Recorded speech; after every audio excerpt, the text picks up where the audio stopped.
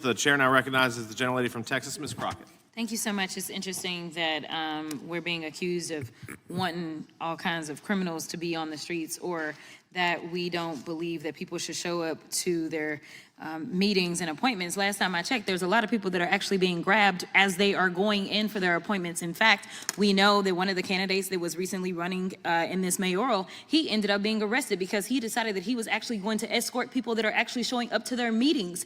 Or we know that the Pope, yes, the Pope himself, decided that the church may need to have people that are going to escort people as they're going into their meetings, because the reality is that what they are claiming what they want to do versus what they're actually doing, the actions don't match up. And while we are supposed to be talking about visas, somehow we continue to cherry pick and talk about one criminal act and another criminal act. And it is so very interesting to me that, yes, we will say people are xenophobic, because when you start to decide that just because somebody came from another country, they are automatically some kind of criminal, that does sound kind of xenophobic to me, because you are using a paintbrush to paint an entire group of people where the vast majority of them are coming here because they are actually seeking a better life.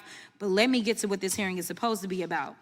The idea that Trump and my Republican colleagues want to restore integrity and security in the visa process is actually a joke. Let me be clear. Integrity is not snatching lawful visa holders off the streets and throwing them into unmarked vans. Integrity is not revoking visas based on social media posts that hurt somebody's little feelings because kids decide that they want to go after Trump or this administration. We have a thing called free speech in this country.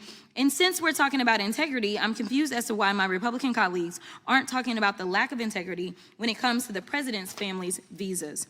Let me remind y'all that Melania, the first lady, a model, and when I say model, I'm not talking about Tyra Banks, Cindy Crawford, or Naomi Campbell level, applied for and was given an EB-1 visa.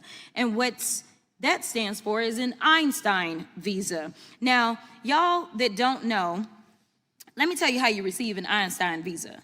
You're supposed to have some sort of significant achievement, like being awarded a Nobel Peace Prize or a Pulitzer, being an Olympic medalist, or having other sustained extraordinary abilities and success in sciences, arts, education, business, or athletics. Last time I checked, the First Lady had none of those accolades under her belt. It doesn't take an Einstein to see that the math ain't mathin' here.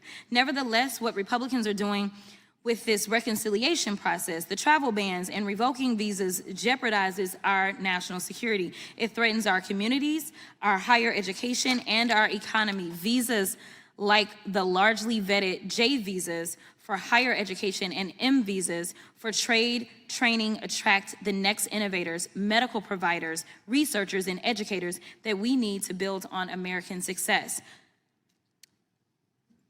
I'm not gonna mess up your name, so I'm not doing that. But I'm with you, okay? In your experience, do individuals on J or M visas typically improve or impair our economy?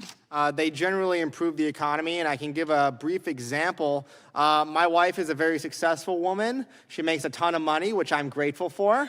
And the reason why we're able to do that while having 3 children is because of the au pair visa, somebody who is here on a J. Okay. Who is here and able to supply this for us. But I also want to defend Melania real quick. Not everybody could marry Donald Trump, and I think that's quite an achievement. So I think she deserves credit for that. Nobody up here could have done it. You sure right, I couldn't do it. But anyway, in fact, J visa holders contribute $43.8 billion to the U.S. economy and support more than 300,000 jobs. And make no mistake, immigrants improve the health of U.S. citizens too. Despite the fact we already have a doctor shortage, Trump's reckless travel ban and visa overhaul are exacerbating this crisis by impairing hundreds of hospitals with foreign-trained doctors set to do their residencies here in the United States, meaning fewer people will get the help they need and more people will die. Now, let me remind you that Republicans are trying to gut Medicaid. Roughly 4.5 million people receive caregiver services through Medicaid, and most of these folks are in red states. And wouldn't you know that in 2023, Kaiser Family Foundation estimated that almost 30% of long-term care providers or home caretakers were immigrants. It's like Republicans want Americans to suffer. Now, Republicans say visas make us less secure.